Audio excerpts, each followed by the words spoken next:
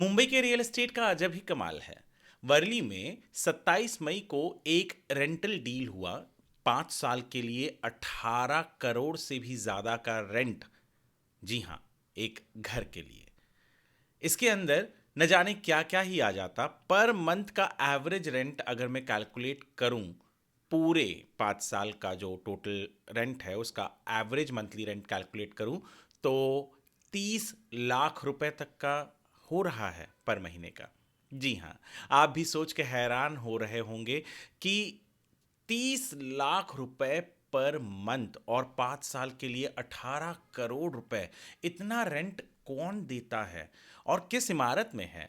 ये सब कुछ मैं आपको बताऊंगा इस वीडियो में, तो बने रहिए हमारे साथ वीडियो के अंत तक। नमस्कार, मैं हूं वरुण सिंह और आप देख रहे हैं स्क्वायर फीट इंडिया।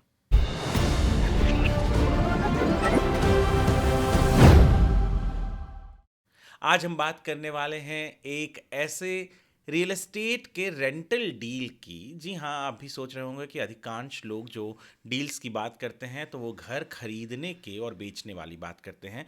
पर एक रेंटल डील जो मेरे नज़र में आया और जिसके डॉक्यूमेंट्स हमने देखे तो मैं हैरान रह गया कि कोई 18 करोड़ 6 लाख रुपए 5 साल के लिए दे रहा है, वो भी घर के लिए और किराए पर रहने के लिए।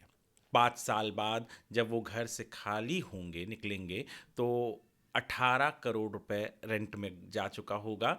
और जो भी चीज़ें हैं मैं डिटेल्स आपको बताता हूँ।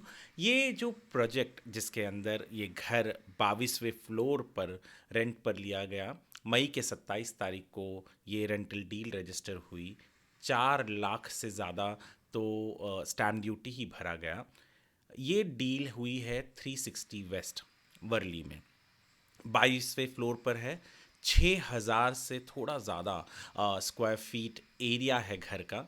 और साथ ही साथ आप मैं बता दूं कि पहले साल के लिए जो रेंट है वो 27,50,000 रुपये है। और हर साल ये 5% से बढ़ रहा है। और 5वें साल तक आते आते पहले 11 महीने के लिए रेंट तो कुछ 33 लाख रुपए के ऊपर जाता है। और खाली 12वें महीने के लिए कुछ 16 लाख रुपए हैं। बाकी सारे पीरियड को जब हम टोटल 5 साल के रेंट को कैलकुलेट करते हैं तो ये हो जाता है कुछ 18 करोड़ 6 लाख रुपए। 18 करोड़ 6 लाख रुपए 5 साल के लिए 1 करोड़ 65 लाख रुपए तो सिक्योरिटी डिपॉजिट ही दिया गया है। वर्ली से थोड़ी सी दूर लोअर परेल में ही मई के 16 तारीख को एक डील हुई। जो घर खरीदा गया कुछ 7 करोड़ 44 लाख रुपए में, एक 1200 स्क्वायर फीट का घर मिल गया।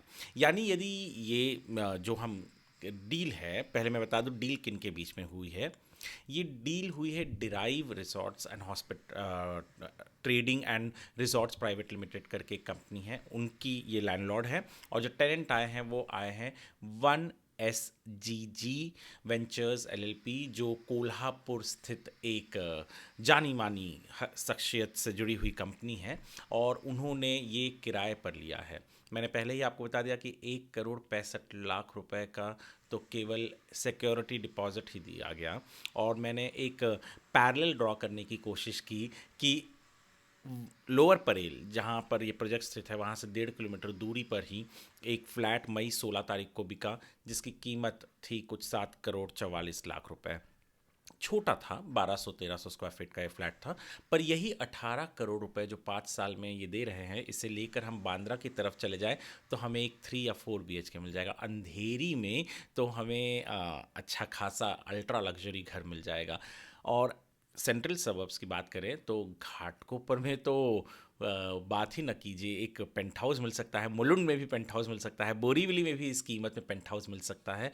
पर यहाँ पर ये जो कंपनी है 18 करोड़ 6 लाख रुपए 5 साल में दे रही है, ताकि वो किराए पर इस इमारत में रह सके। दरअसल ये इमारत अपने आप में एक आज आइकॉनिक बन चुका है। वहाँ पर बड़े बड़े लोग, शख्सियत जुड़े हुए हैं उस जगह से, और वहाँ पर हर कोई जो अपने आप को इस महाराष्ट्र के, मुंबई के, देश के बिजनेस में जानना पहचानना चाहता है, वो अपने आप के लिए घर वहाँ ज़रूर लेने की कोशिश करता है। तो इस तरीके से वहाँ पर बड़े बड़े नाम तो है ही, शायद ये बहुत बड़ा कारण है। और जिस तरीके से वो इमारत बनी है, जिस तरीके से वो इमारत को अल्ट्रा लग्जरी सुपर प्रीमियम करके बेचा गया है, जिस तरीके का क्लाइंटेल वहाँ पर है, उस कारण भी इस इमारत की अपनी अलग से एक डिमांड है। अगर मैं वर्ली की ही बात करूँ तो जिस रेट में जितना किराया ये दे रहे हैं, उतने किराए भर में अभी के रेट के हिसाब से उन्हें 250 यानी 2200 से 2500 स्क्वायर फीट का घर मिल जाता, जो अपने आप में भी एक बहुत अच्छा मुकाम है।